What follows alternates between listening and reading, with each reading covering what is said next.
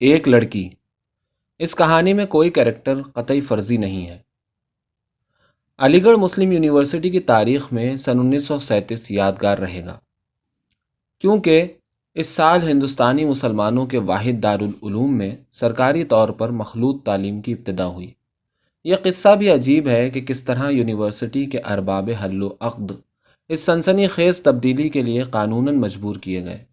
99 سال پہلے ہندوستان کے مشہور قوم پرست جرنلسٹ اور سماجی کارکن سلیم الزماں صحافی نے مسلم یونیورسٹی ممبران کورٹ اور ایگزیکٹو کونسل کے خلاف ایک مقدمہ دائر کیا تھا، جس میں ان بزرگان قوم پر قومی امانت کے خلاف ناجائز مصرف کے الزامات عائد کیے گئے تھے۔ سلیم الزماں صحافی کا دعویٰ تھا کہ مسلم یونیورسٹی کے نام سے جتنا روپیہ جمع کیا گیا تھا وہ مسلمانوں کی تعلیم کے لیے تھا، نہ کہ فقط مسلمان لڑکوں کی تعلیم کے لیے، اور حکومت نے جب یونیورسٹی کا چارٹر منظور کیا تھا تو اس میں بھی واضح کر دیا گیا تھا کہ یہ یونیورسٹی تمام مسلمانوں کی تعلیم کے لیے قائم کی جاتی ہے۔ یہ کہیں تخصیص نہ کی گئی تھی کہ مسلمانوں سے مراد فقط مسلمان مرد ہیں۔ اس دعوے کے ثبوت میں سلیم الزماں صحافی نے مشہور زباندانوں کا فیصلہ پیش کیا تھا کہ لفظ مسلمان عورتوں اور مردوں دونوں کے لیے یکساں استعمال کیا جا سکتا ہے۔ اسی طرح اس نے مقتدر علماء دین سے بھی ایک فتویٰ حاصل کیا تھا، جس میں انہوں نے متفقہ طور پر اعلان کیا تھا کہ گو اکثر مسلمان مردوں پر کسی نہ کسی مولوی نے کبھی نہ کبھی کفر کا فتویٰ لگایا ہے، لیکن عورتوں کو ایک جماعت کی حیثیت سے اس وقت تک اسلام سے خارج نہیں کیا گیا تھا۔ اس پر سلیم الزماں صحافی کا دعویٰ تھا کہ اتنے عرصے تک یونیورسٹی کے دروازے لڑکیوں کے لیے بند رکھ کر ممبران کورٹ اور ایگزیکٹو کونسل قومی روپے کے ناجائز استعمال کے مرتکب ہوئے ہیں۔ یہ مقدمہ جب 1 اپریل 1937 کو پہلی بار علی گڑھ کے کلکٹری عدالت میں پیش ہوا تو تمام ملک میں سنسنی پھیل گئی تھی۔ مسٹر جناح کی مسلم لیگ، ہز ہائنس آغا خان کی مسلم کانفرنس، مولانا شوکت علی کی خلافت کمیٹی، مولوی مظہر الدین کی جمعیت العلماء، صدر یار جنگ کی مسلم ایجوکیشنل کانفرنس اور دیگر خالص اسلامی انجمنوں نے 13,257 جلسے کیے، جن میں کل تعداد حاضرین کی 13,150 نفوس تھی۔ اس کے علاوہ سلیم الزماں صحافی پر 27 مفتیوں نے کفر کے فتوے لگائے اور 17 اخباروں نے اس پر الزام لگایا کہ وہ کانگریس سے روپیہ لے کر کھا گیا ہے۔ مسٹر جناح سے درخواست کی گئی کہ وہ اپنے 14 نکات میں ایک 15ویں نکتے کو اور شامل کر لیں کہ ازل سے لے کر ابد تک مسلم یونیورسٹی میں مخلوط تعلیم کبھی جاری نہ کی جائے گی۔ سیٹھ اللہ دیا کی صدارت میں مسٹر محمد علی جناح نے بھنڈی بازار بمبئی کے مسلمانوں کو خالص انگریزی میں خطاب کرتے ہوئے فرمایا کہ گو میں ایک علماء نہیں ہوں، مگر سلیم الزماں صحافی کی ہندو پرست حرکت کی سخت مذمت کرتا ہوں۔ آپ نے یہ بھی فرمایا کہ مسلمان کی حیثیت سے وہ مسلم یونیورسٹی میں مخلوط تعلیم کے اجرا کے سخت خلاف ہیں، جس کا ثبوت یہ ہے کہ آپ نے اپنی صاحبزادی کو کبھی علی گڑھ بھیجنے کا خیال بھی نہ کیا اور یورپ کے مخلوط اداروں میں تعلیم دلوائی۔ آخر میں آپ نے 5,000 روپے روز پر اپنی قانونی خدمات مقدمہ لڑنے کے لیے مسلم یونیورسٹی کو پیش کی، جس پر بھنڈی بازار کے مسلمانوں نے اللہ اکبر کے نعرے بلند کیے، کیونکہ انگریزی سے ناواقف ہونے کے باعث وہ سمجھتے تھے کہ مسٹر جناح نے بیکار اور بے روزگار مسلمانوں کو فاقے سے بچانے کے لیے 5,000 روپے چندے کا اعلان کیا ہے۔ اس جلسے کے بعد مسٹر جناح نے ایک بیان شائع کیا کہ جب تک کانگریس اپنے گرگوں سے ایسے مقدمے دائر کراتی رہے گی، وہ کانگریسی لیڈروں سے فرقہ وارانہ مصالحت کی گفتگو نہ کریں گے، اور یہ بھی کہا کہ بھنڈی بازار کے جلسے نے ثابت کر دیا ہے کہ مسلم عوام بھی اس رائے میں مسٹر جناح کے ہم خیال ہیں۔ اس بیان کی تائید سر ابو البقا اور سر امین خان نے کی، جنہوں نے کہا کہ نہرو رپورٹ کے بعد یہ مقدمہ مسلمانوں کی قومی زندگی پر کانگریس کا دوسرا حملہ ہے۔ یہ تھی زبردست ابتدا اس مقدمے کی جو 99 برس تک مختلف عدالتوں میں چلتا رہا اور اس عرصے میں 13 مرتبہ پریویو کونسل میں پیش ہوا۔ سلیم الزماں صحافی کے مرنے کے بعد اس کے لڑکے رحیم الزماں صحافی نے اس مقدمے کو جاری رکھا اور اس کے بعد اس کے لڑکے کلیم الزماں صحافی نے۔ اس عرصے میں ہندوستان میں کئی انقلابات ہوئے اور حکومتیں تبدیل ہوئیں، لیکن مقدمے کا فیصلہ نہ ہوا۔ سن 1935 میں جب کلیم الزماں صحافی کا انتقال ہوا تو یہ مقدمہ ورثے میں اس کی اکلوتی بیٹی سلمیٰ صحافی کو ملا۔ اگلے ہی سال جب تیسری سوراج حکومت قائم ہوئی تو اس نے فوراً طے کر دیا کہ مسلم یونیورسٹی کے افسران کو لڑکیوں کا داخلہ روکنے کا کوئی حق نہیں ہے، اور اگر انہوں نے اپنا یہی طرز عمل جاری رکھا تو حکومت یونیورسٹی کی عمارتیں ضبط کر کے وہاں ایک چڑیا گھر قائم کر دے گی۔ اس فیصلے پر مسلم یونیورسٹی کے طالب علموں کی یونین نے مبارکباد کا ریزولوشن پاس کیا۔ ہارون ناصری کی تجویز اور حامد عباسی کی تائید پر بجٹ میں 200 روپے خواتین طالب علموں کے بیٹھنے کے لیے مخملی صوفوں کے واسطے منظور کیے، لیکن 1 سال تک وہ مخملی صوفے بیکار پڑے رہے کیونکہ کوئی لڑکی داخل ہی نہ ہوئی۔ علماء نے فتویٰ دے دیا تھا کہ مخلوط تعلیم حرام ہے، اور مشکل یہ تھی کہ قدامت پسند گھرانوں نے ان فتووں کے ڈر سے اپنی لڑکیاں نہ بھیجیں، اور جو آزاد خیال لڑکیاں تھیں وہ علی گڑھ جیسی فرقہ پرور اور پرانے خیال کی یونیورسٹی میں داخلہ لینے کے خلاف تھیں۔ آخر کار گو وہ بھی اس دقیانوسی تعلیم کے خلاف تھیں جو علی گڑھ میں دی جاتی تھی۔ اگلے سال خود سلمیٰ صحافی کو واردھا کی قومی یونیورسٹی چھوڑ کر علی گڑھ میں داخلہ لینا پڑا تاکہ اپنے صنف کا حق قائم کرے۔ جس وقت سلمیٰ صحافی کے داخلے کا فارم یونیورسٹی کے پرو وائس چانسلر مولوی ابوالعلم کے پاس پہنچا تو وہ سخت پریشان ہوئے اور دوڑے وائس چانسلر شیخ رحیم الدین کے پاس گئے۔ وہ دونوں مخلوط تعلیم کے سخت خلاف تھے، لیکن سلمیٰ صحافی کا داخلہ کرنے سے انکار کرنا حکومت کے فرمان کی خلاف ورزی تھی۔ اس کمبخت لڑکی کو داخل کرنا ہی پڑے گا، مولوی ابوالعلم بولے، لیکن طالب علم لڑکیوں کے لیے کچھ ایسے قوانین بنائے جائیں جن سے گھبرا کر وہ یونیورسٹی میں داخلے کا خیال ہی چھوڑ دیں۔ اگلے روز یونیورسٹی کی ایگزیکٹو کونسل کا جلسہ منعقد ہوا تاکہ صورتحال پر غور کیا جائے۔ نواب طاؤس یار جنگ اچکانی نے تجویز پیش کی کہ طالب علم لڑکیوں کے لیے ایک خاص بورڈنگ ہاؤس تعمیر کیا جائے جس کی دیواریں 220 گز اونچی ہوں، اور اس بورڈنگ سے لے کر لیکچر کے کمروں تک ایک سرنگ بنائی جائے جس کے ذریعے سلمیٰ صحافی لیکچر سننے جایا کرے۔ اس کے علاوہ ہر لیکچر روم میں چاروں طرف سے ایک بند کوٹھری بنائی جائے جس میں سرنگ کا راستہ نکلتا ہو، اور اس کوٹھری میں بجائے دروازے یا کھڑکی کے 4 باریک سوراخ ہوں جن میں سے پروفیسر کی آواز پہنچ سکے۔ اس تجویز کی زبردست موافقت مولانا لقمان نے کی اور بالاتفاق رائے منظور ہو گئی۔ اس کے بعد پروفیسر عبدالصدیق رشیدی نے تجویز پیش کی کہ جس طرح طالب علم لڑکوں کے لیے سیاہ بند گلے کا کوٹ اور 18ویں صدی کی ترکی کی ٹوپی پہننا لازمی تھا، اسی طرح طالب علم لڑکیوں کے لیے کالا برقع پہننا لازمی قرار دیا جائے۔ یہ تجویز بھی منظور کر لی گئی۔ اب خداوندان یونیورسٹی نے اطمینان کا سانس لیا۔ اب ان کو یقین تھا کہ سلمیٰ صحافی کبھی یونیورسٹی میں داخلہ نہ لے گی۔ سلمیٰ کو جب ان قوانین کا علم ہوا تو وہ بڑی گھبرائی، لیکن کچھ سوچ کر اس نے محکمہ تعلیم و حفظان صحت کو ایک خط لکھا اور ان قوانین کی طرف توجہ دلائی۔ نتیجہ یہ ہوا کہ وزیر تعلیم نے ڈانٹ کر وائس چانسلر کو ایک خط لکھا کہ ایسے قوانین بنا کر حکومت کے احکام کی خلاف ورزی کرنے پر آئندہ سخت سزا دی جائے گی۔ اس کے علاوہ محکمہ حفظان صحت کے ایک انسپکٹر نے یونیورسٹی کا معائنہ کرتے ہوئے لڑکیوں کے بورڈنگ اور سرنگ دونوں کو خلاف قانون قرار دے کر مسمار کرا دیا۔ ایگزیکٹو کونسل کا ایک جلسہ فوراً صورتحال پر غور کرنے کے لیے منعقد کیا گیا۔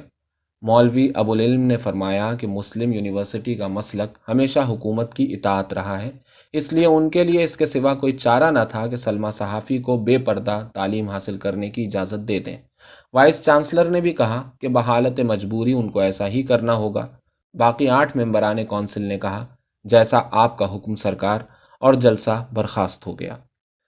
مسلم یونیورسٹی کی تاریخ میں اتنا بڑا انقلاب کبھی نہ ہوا تھا جتنا ایک لڑکی سلمیٰ صحافی کے داخل ہونے پر ہوا۔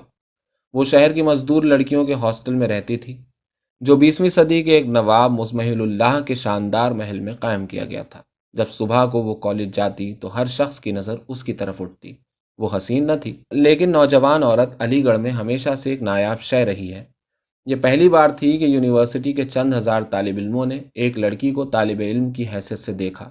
سلمیٰ نے 20ویں صدی کے علی گڑھ کے متعلق عجیب و غریب قصے سنے تھے کہ اس زمانے میں اگر اسٹیشن پر سے کسی ریل میں کوئی حسین لڑکی گزرتی تھی تو تمام یونیورسٹی میں ہنگامہ برپا ہو جاتا تھا۔ پہلے سلمیٰ کو اس قدر عالمگیر توجہ کا مرکز بننا برا معلوم ہوا، لیکن کچھ عرصے کے بعد وہ اس کی عادی ہو گئی۔ سب سے بڑا انقلاب اس کی کلاس یعنی LLB پریویس میں ہوا تھا۔ 151 طالب علموں میں وہ اکیلی لڑکی تھی۔ ان سب کی توجہ کی وہ واحد مرکز تھی۔ جب سے اس نے داخلہ لیا تھا ان تمام لڑکوں میں بیان تبدیلی نظر آتی تھی۔ جو تیسرے دن داڑھی مونڈتے تھے وہ اب روز شیو کرنے لگے تھے، جو ہمیشہ میلے کپڑے پہن کر آتے تھے وہ اب صاف کپڑے پہن کر آنے لگے، جن کے کوٹوں پر برسوں سے برش نہ ہوا تھا ان کے کوٹ اب چمکنے لگے، جن کے بالوں میں ہفتوں کبھی کنگھا نہ ہوتا تھا، انہوں نے کلاس میں آتے وقت بھی جیب میں شیشہ کنگھا رکھنا شروع کر دیا۔ سب سے بڑا کمال یہ ہوا کہ تقریباً تمام طالب علم اب لیکچر کے وقت حاضر رہنے لگے، ورنہ ایل ایل بی پریویس میں کبھی 25% سے زیادہ لڑکے حاضر نہ ہوتے تھے۔ باقی سب دوستوں سے پراکسی بلوا کر کام چلواتے تھے۔ جس دن سے سلمیٰ صحافی نے داخلہ لیا، لیکچر روم بھرا رہنے لگا۔ فائنل کلاس کے طلبہ بھی کسی نہ کسی بہانے سے آ کر بیٹھنے لگے۔ پروفیسر کی زندگی میں بھی سلمیٰ صحافی کی موجودگی نے کافی تبدیلی پیدا کر دی۔ وہ بھی اچھے کپڑے پہن کر آنے لگے۔ جن کے کوٹ پر ہمیشہ چاک کی سفیدی پڑی رہتی تھی، وہ کلاس میں آنے سے قبل نہایت احتیاط سے کوٹ پر برش کرنے لگے۔ اسٹاف روم میں ایک آئینہ، کنگھا، کپڑوں اور بالوں کے برش رکھے گئے۔ کلاس کے تمام لڑکوں میں سلیم اور انور سلمیٰ میں زیادہ دلچسپی لیتے تھے۔ یہ دونوں یونیورسٹی کے بااثر اور مشہور طالب علموں میں شمار ہوتے تھے۔ سلیم ٹینس کلب کا سیکریٹری اور بڑا اچھا کھلاڑی تھا۔ سوئمنگ باتھ میں مچھلی کی طرح تیرتا تھا اور یو ٹی سی کا سارجنٹ تھا۔ ساتھ ہی وہ ایک قابل رشک صحت اور سانچے میں ڈھلے جسم کا مالک تھا۔ اس کو اپنے مردانہ حسن پر کافی ناز بھی تھا، اور جب اس نے سلمیٰ صحافی میں دلچسپی لینی شروع کی تو سوائے انور کے اس کی رقابت مول لینے کی کسی نے ہمت نہ کی۔ انور اتنا حسین نہ تھا جتنا سلیم، وہ کھلاڑی بھی نہ تھا، مگر پڑھنے لکھنے میں وہ سب سے تیز تھا۔ اس نے اول درجے میں انگریزی ادب کا ایم اے کیا تھا، یونین کا بہترین مقرر اور میگزین کا ایڈیٹر تھا۔ اس کے افسانے اور نظمیں ملک کے اکثر قدامت پسند رسالوں میں شائع ہوتی تھیں۔ وہ سلمیٰ صحافی میں دلچسپی لیتا تھا اور کلاس میں جب ممکن ہوتا کوئی ادبی یا قانونی بحث چھیڑ کر اس سے بات کرنے کا موقع نکال لیتا۔ انور اور سلیم قدامت پسند خاندانوں کے لڑکے تھے۔ ان کے لیے عورت ایک نامعلوم جنس تھی، اس لیے وہ 20ویں صدی کے شاعر مزاج طالب علموں کی طرح ہر اس لڑکی میں جس سے کسی طرح ان کی ملاقات ہو جائے اس قدر دلچسپی لیتے تھے۔ ان کے کلاس میں ایک لڑکا احسان اللہ پڑھتا تھا، جس کی بدقسمتی سے 7 بہنیں تھیں۔ یہ سب لڑکیاں دہلی کی قومی یونیورسٹی میں پڑھتی تھیں، لیکن چھٹیوں میں اکثر علی گڑھ اپنے بھائی سے ملنے آیا کرتی تھیں۔ اس لیے کلاس کے تقریباً تمام لڑکے احسان اللہ سے دوستی گانٹنے کی کوشش کرتے تھے۔ ہر موقع پر اس کی آؤ بھگت ہوتی، اور نوجوان پروفیسر بھی اس کا خیال رکھتے۔ سلیم اور انور نے خاص طور پر احسان میں دلچسپی لینی شروع کی۔ سلیم اس کو روز ٹینس کھیلنے بلاتا اور کلب کی فیس اس کے بجائے خود دے دیتا۔ انور اصرار کرتا کہ احسان اس کے ساتھ مل کر امتحان کے لیے پڑھے۔ دونوں اس کی دعوتیں بھی خوب کرتے۔ شروع میں تو احسان ان سب عنایات کو دوستی پر محمول کرتا رہا، لیکن عرصے کے بعد اس نے محسوس کیا کہ یہ دونوں اس سے زیادہ اس کی بہنوں میں دلچسپی رکھتے ہیں۔ جس دن اس کی بہنیں دہلی سے آتیں، سلیم اور انور اس کے ساتھ ساتھ لگے رہتے اور اس کی بہنوں کی خاطر و مدارات میں ضرورت سے زیادہ انہماک دکھاتے، حالانکہ وہ سب مل کر ان دونوں کو بے وقوف بناتی تھیں۔ احسان ہمیشہ سے منہ پھٹ واقع ہوا تھا۔ ایک دن جب اس کو انور اور سلیم کی حرکتوں سے سخت کوفت ہوئی تو اس نے اپنی بہنوں کے سامنے ہی ان سے صاف صاف کہہ دیا، دیکھیے صاحب، اس وقت آپ دونوں بھی موجود ہیں اور میری بہنیں بھی۔ آپ کو ان میں سے جس سے دلچسپی ہو صاف کہہ دیجیے۔ ان کی مرضی ہو تو وہ آپ سے دوستی کریں گی، مگر مہربانی کر کے میری جان چھوڑیے۔ اس دن سے انور اور سلیم اور احسان اللہ کے تعلق کا خاتمہ ہو گیا اور ان کو کسی نئے شکار کی تلاش ہوئی۔ جب سلمیٰ صحافی نے داخلہ لیا تو دونوں نے علیحدہ علیحدہ کوشش شروع کی کہ اس سے دوستی بڑھائی جائے۔ ایک صبح خالی گھنٹے میں سلمیٰ برآمدے میں اکیلی کھڑی تھی۔ اس سے کچھ فاصلے پر لڑکوں کا ایک گروہ کھڑا اس کی طرف گھور رہا تھا۔ سلمیٰ کو اس قسم کی حرکتوں پر غصہ بھی آتا تھا اور ہنسی بھی۔ غصہ اس لیے کہ خوامخواہ اس کو کوئی کیوں اس طرح گھورے، اور ہنسی اس بات پر کہ علی گڑھ کے یہ تعلیم یافتہ لڑکے اس قدر دقیانوسی تھے۔ 21ویں صدی میں بھی ایسی حماقتیں کرتے تھے۔ اس کو اپنے ڈیسک میں اکثر گمنام عاشقانہ خطوط ملتے تھے۔ ایک بار تو ایک نامعلوم عاشق صاحب نے ایک قیمتی فاؤنٹین پین تحفہ دیا تھا۔ روزانہ ڈیسک کے اوپر گلاب کے پھول رکھے ملتے تھے، لیکن ان سب مجنوں صفت حضرات میں سے کسی کی ہمت نہ پڑتی تھی کہ کھلم کھلا اس سے بات بھی کر سکے۔ سلمیٰ کھڑی ان سب باتوں پر غور کر رہی تھی کہ سلیم صاحب اپنا بہترین سوٹ پہنے، بالوں میں دھڑیوں تیل لگائے اور فلم اسٹاروں جیسی مونچھیں بنائے ہوئے نازل ہوئے۔ مس سلمیٰ صحافی، اس نے 20ویں صدی کے انداز میں اس قدر جھک کر کہا کہ سلمیٰ کو ہنسی آ گئی۔ آپ یہاں کھڑی کیا کر رہی ہیں؟ ہاں، وہ میرا مطلب ہے کہ آپ کوئی کھیل کیوں نہیں کھیلتی؟ دیکھیے آپ کی رنگت زرد ہوتی جا رہی ہے۔ وہ تو آپ نے سنا ہی ہوگا، all work and no play makes Jack a dull boy. مجھے معلوم ہوا ہے کہ آپ وردھا میں ٹینس کی بہترین کھلاڑیوں میں شمار ہوتی تھیں، تو آپ ہمارے سوئمنگ باتھ کلب میں آج شام کو ٹینس کھیلنے آئیے نا۔ وہ سانس لینے کے لیے رکا تو سلمیٰ نے کہا، شکریہ، میں اب تک تو اس لیے کھیلنے نہ آئی تھی کہ شاید وائس چانسلر صاحب لڑکوں کے اخلاق خراب کرنے کے جرم میں مجھے یونیورسٹی سے نکال دیں۔ سلیم اپنے آپ کو آزاد خیال اور ترقی پسند سمجھتا تھا۔ ارے آپ بھی کیا کہتی ہیں، کس کی مجال ہے کہ آپ کو یہاں سے نکال دے؟ ہم سب یونیورسٹی چھوڑ دیں گے۔ آپ شاید مجھ سے واقف نہیں ہیں، پچھلے سال ٹکڑوں میں میٹھا کم ہونے پر میں نے 1 مہینے تک ڈائننگ ہال کا اسٹرائک کرا دیا تھا۔ آپ بے فکر ہو کر آج ہی کھیلنے آ جائیے۔ سلمہ نے اپنی جان چھڑانے کے لیے وعدہ کر لیا اور کہا کہ وہ اسی مقام پر شام کے 5 بجے ملے گی اور پھر دونوں اکٹھے سوئمنگ باتھ لان پر ٹینس کھیلنے جائیں گے۔ سلیم اس سے رخصت ہو کر خوش خوش اپنے کمرے کی طرف چلا۔ راستے میں سوچتا جا رہا تھا کہ ڈبلز میں سلمہ کو اپنے ساتھ کھلائے گا تاکہ پارٹنر پارٹنر پکار کر پہلے ہی بے تکلفی بڑھا لے۔ ہاسٹل کے دروازے میں داخل ہو رہا تھا کہ بغل میں کتابیں دبائے انور آتا ہوا ملا۔ کہاں جا رہے ہو؟ گھنٹہ تو خالی ہے، اس نے کہا۔ او وہ تو میں ایسے ہی جا رہا ہوں، انور نے جواب دیا، ذرا لائبریری سے چند کتابیں لانی ہیں۔ مگر ہاسٹل سے نکلتے ہی بجائے لائبریری کے انور نے لیکچر روم کا رخ کیا۔ سلمہ اب تک برآمدے میں کھڑی تھی۔ قدم بڑھاتے ہوئے اس کے پاس پہنچ کر اس عاشق جاں باز نے بھی تنہائی میں گفتگو کا یہ موقع غنیمت جانا اور فوراً تقریر شروع کر دی۔ مس سلمہ صحافی، آداب عرض ہے۔ گستاخی معاف کیجیے گا، مگر میں دیکھتا ہوں کہ آپ کورس کی کتابوں کے علاوہ عام لٹریچر میں کوئی خاص دلچسپی نہیں لیتی۔ آخر کیا وجہ ہے؟ آپ کو لائبریری میں بھی کبھی آتے نہیں دیکھا۔ اس طرح لاپرواہی سے تو آپ کی واقفیت عامہ صفر ہو کر رہ جائے گی۔ سلمہ نے شکریہ ادا کرتے ہوئے جواب دیا، تازہ کتابیں تو میرے پاس برابر آتی رہتی ہیں، مگر خیال تھا کہ یونیورسٹی لائبریری میں شاید میرے کام کی کتابیں نہ ملیں۔ میں نے سنا ہے کہ یہاں اشتراکی لٹریچر کی ممانعت ہے۔ او ہو، آپ بھی کس زمانے کی باتیں کر رہی ہیں، انور نے جلدی سے کہا۔ اب تو جب سے قومی حکومت قائم ہوئی ہے، ہمارے پرو وائس چانسلر صاحب نے حکم دیا ہے کہ لائبریری میں انقلابی کتابوں پر سے ممانعت اٹھا لی جائے۔ ہاں، تو آپ میرے ساتھ لائبریری میں تشریف لے چلیے، گھنٹہ بھی خالی ہے۔ معاف کیجیے گا، اس وقت تو مجھے فرصت نہیں ہے، لیکن اگر آپ شام کو 5 بجے مجھے اسی جگہ ملیں تو ہم اکٹھے لائبریری چلیں گے۔ انور نے سوچا یہ بھی اچھا رہے گا۔ شام کو جب سب کھیل کے لیے چلے جاتے ہیں، لائبریری تقریباً سنسان معلوم ہوتی ہے۔ سلمہ صحافی سے اکیلے میں خوب باتیں ہو سکیں گی۔ انور خوش خوش آج ہی گھر میں بوریا نہ ہوا گاتا ہوا اپنے کمرے میں داخل ہوا تو سلیم کو پریم نگر میں بناؤں گی گھر میں گاتا ہوا پایا۔ ان کے کمرے کا تیسرا شریک آزاد حسب معمول پلنگ پر لیٹا ایک جاسوسی ناول پڑھ رہا تھا۔ جاسوسی ناول پڑھنا اور سونا یہ آزاد کے محبوب مشغلے تھے۔ وہ ان لوگوں میں تھا جو کسی شعبہ حیات میں بھی امتیاز نہیں حاصل کر سکتے۔ نہ وہ پڑھائی میں ہوشیار تھا اور نہ اس نے میگزین میں کوئی مضمون لکھا تھا۔ ملتا جلتا بھی وہ کم تھا اور اپنے کمرے کے رفیقوں سے بھی وہ بوقت ضرورت ہی بات کرتا تھا۔ وہ خوبصورت بھی نہ تھا، چہرے پر موٹر سائیکل سے گرنے کے کئی نشانات تھے۔ سانولا رنگ تھا، معمولی قد، خشک اور سخت بال جن میں شاید دن میں ایک بار بھی کنگھا نہ ہوتا تھا۔ غرض اس میں کوئی ایسی صفت نہ تھی کہ وہ طالب علموں یا صنف نازک میں مقبول ہو سکتا، اور نہ وہ لڑکیوں میں غیر ضرورت دلچسپی کا اظہار ہی کرتا تھا۔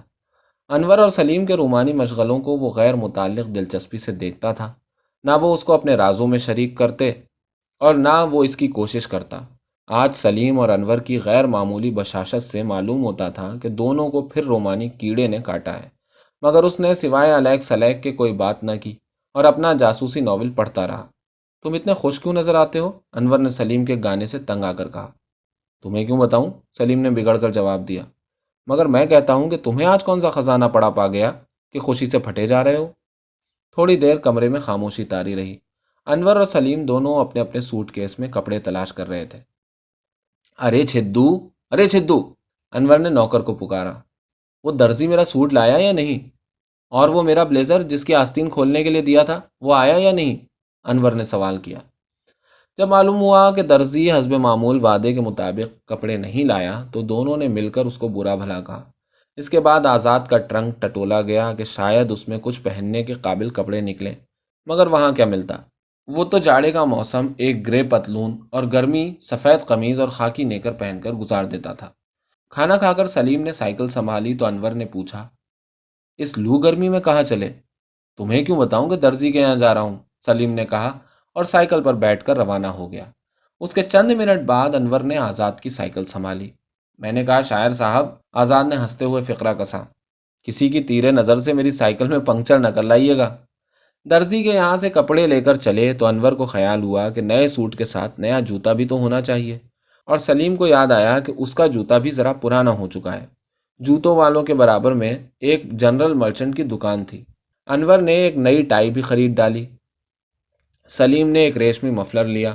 انور نے نئے بلیڈوں کا پیکٹ لیا تو سلیم کو یاد آیا کہ اس کی فیس کریم ختم ہو گئی ہے۔ سلیم نے ریشمی رومال خریدا تو انور نے سینٹ کی شیشی۔ غرض 3 بجے کے قریب دونوں دوست لدے پھندے واپس کمرے پہنچے۔ آزاد سو رہا تھا مگر دیر تک نہ سو سکا۔ اس کو ایسا معلوم ہوا کہ بھونچال آ گیا۔ آنکھیں کھول کر دیکھا تو انور اور سلیم کمرے کے واحد آئینے میں بیک وقت داڑھی موڑنے کی ناکام کوشش کر رہے ہیں اور خوب گالم گلوچ اور چھینا جھپٹی ہو رہی ہے۔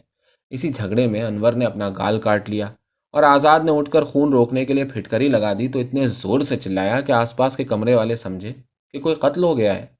غرض بڑی مشکل سے دونوں دوست تقریباً 4:30 بجے سج دھج کر تیار ہوئے۔ بالوں میں انزورا ڈالا گیا، مانگ پٹی کی گئی، چہرے پر کولڈ کریم کی مالش ہوئی، مگر حالت قابل رحم تھی۔ اتنی سخت گرمی کے باوجود انور نے کلپ دیا ہوا سخت کالر لگایا تھا جس نے اس کی گردن کو توق کی طرح جکڑ دیا تھا۔ اس پر غضب یہ کیا کہ نہ صرف کوٹ بلکہ واسکٹ بھی۔ سلیم نے بھی اپنی شان جمانے کے لیے یونیورسٹی کے رنگوں کا اونی بلیزر پہنا تھا۔ غرض دونوں کا پسینے کے مارے برا حال تھا۔ کہاں کی تیاری ہے؟ انور نے سلیم سے پوچھا۔ تم کوئی ٹھیکے دار ہو؟ سلیم نے کٹ کر جواب دیا۔ اور دیکھتے نہیں ہو کہ میں ٹینس کھیلنے جا رہا ہوں؟ تم بن ٹھن کر کہاں جا رہے ہو؟ انور نے میز پر سے 2 کتابیں اٹھا کر بغل میں دباتے ہوئے جواب دیا۔ دیکھتے نہیں ہو؟ لائبریری جا رہا ہوں۔ خدا خدا کر کے 4:45 یہ دونوں روانہ ہوئے تو آزاد کو اطمینان نصیب ہوا۔ اس نے تکیے کے نیچے سے اپنا جاسوسی ناول نکالا اور پڑھنا شروع کر دیا۔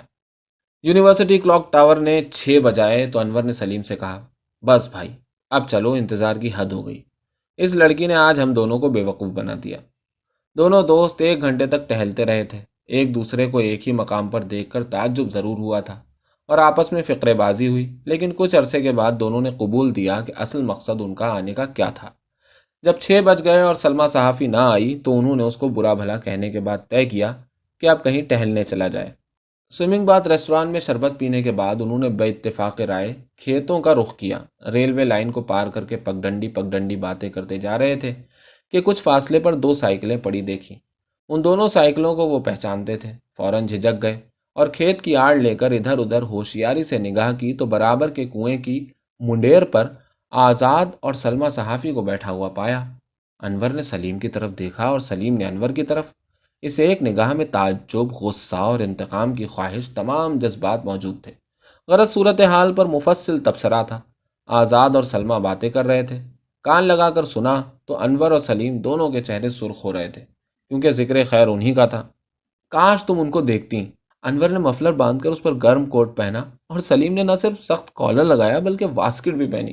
پسینے کا یہ حال تھا کہ خدا کی پناہ، اور دونوں نے اتنے زور سے ہنسنا شروع کیا کہ انور اور سلیم سے برداشت نہ ہو سکا۔ وہ الٹے قدم واپس لوٹ گئے۔ کچھ عرصے خاموش چلتے رہے، پھر دونوں بیک وقت بولے، بدلہ لیں گے، بدنام کریں گے۔ کچھ دور واپس گئے تھے کہ ان کا ایک کلاس فیلو فضل الدین مل گیا۔ یہ بھی یونیورسٹی کے عاشق مزاجوں میں سے تھے، مگر حال ہی میں شہر کے اسکول کی اپنی عمر میں 10 برس بڑی ایک دیسی عیسائی ہیڈ مسٹریس کے عشق میں زک اٹھا چکے تھے، اس لیے فی الحال عورتوں کی قوم سے بغض رکھتے تھے۔ انور اور سلیم نے نہایت رازدارانہ طریقے پر فضل الدین کو آزاد اور سلمیٰ کے پکڑے جانے کا واقعہ سنایا اور ساتھ میں یہ بھی کہا، بھائی کسی سے کہنا مت، کسی کو بدنام کرنے سے ہمیں کیا فائدہ۔ 1 ہفتے کے اندر اندر یہ واقعہ یونیورسٹی کے بچے کی زبان پر تھا۔ اور پھر وہ دن آیا جب مسلم یونیورسٹی میں ایک لڑکی بھی نہ رہی۔ زبان خلق سے تنگ آ کر سلمیٰ اور آزاد دونوں نے نام کٹا لیا۔ سلمیٰ واردھا واپس چلی گئی اور آزاد اپنے جاسوسی ناولوں کا پلندہ اٹھا اپنے وطن چلا گیا۔ مسلم یونیورسٹی گزٹ نے بوڑو گاؤں کے زمیندار کی سالگرہ کی خوشی میں ایک کالم سیاہ کرنے کے بعد چند لائنیں اس واقعے پر بھی لکھی اور لکھا، یہ خوشی کی بات ہے کہ مس سلمیٰ صحافی کے جانے کے بعد یونیورسٹی ایک خطرناک عنصر سے پاک ہو گئی۔ حامد عباسی کی تجویز اور ناصر ہارونی کی تائید پر یونین نے سلمیٰ صحافی کی جرأت کو سراہتے ہوئے ریزولوشن پاس کیا۔ ایک دوسرے ریزولوشن سے یہ طے پایا کہ جو مخملی صوفے لڑکیوں کے لیے بنوائے گئے تھے ان کو فروخت کر کے اس کے روپے سے سلمیٰ صحافی کا ایک مجسمہ یونین ہال کے سامنے لان میں نصب کیا جائے تاکہ اس زمانے کی یادگار رہے جب یونیورسٹی میں ایک لڑکی پڑھتی تھی۔ حکومت کے قوانین کی روح سے طالب علموں کی انجمن خود مختار جماعت تھی، اس لیے یونیورسٹی ایگزیکٹو کونسل اس ریزولوشن کے خلاف کوئی کارروائی نہ کر سکی اور بہت جلد مجسمہ نصب کر دیا گیا۔ اسی سال یونیورسٹی کے بجٹ میں ایگزیکٹو کونسل نے 10 روپے کی رقم طالب علموں کے اخلاق کی حفاظت کی تدابیر کے لیے منظور کی۔ اس رقم سے ایک برقع سلوایا گیا اور سلمیٰ صحافی کے مجسمے کو اڑا دیا گیا، اور مدت تک یہ برقع سلمیٰ صحافی کے مجسمے پر ڈھکا رہا اور ہوا میں پھڑپھڑا کر قریب سے گزرنے والوں کو عبرت دلاتا رہا۔ مگر 1947 میں، جس سال ہندوستان میں پہلی بار اشتراکی حکومت قائم ہوئی، ایک خوفناک زلزلہ آیا جس میں بنارس اور علی گڑھ یونیورسٹی کی تمام عمارتیں تباہ ہو گئیں، مگر سلمیٰ صحافی کا مجسمہ اسی طرح قائم رہا۔ زلزلے کے ساتھ ہی ایک زبردست آندھی چلی جو اس تاریخی برقعے کو اڑا کر لے گئی۔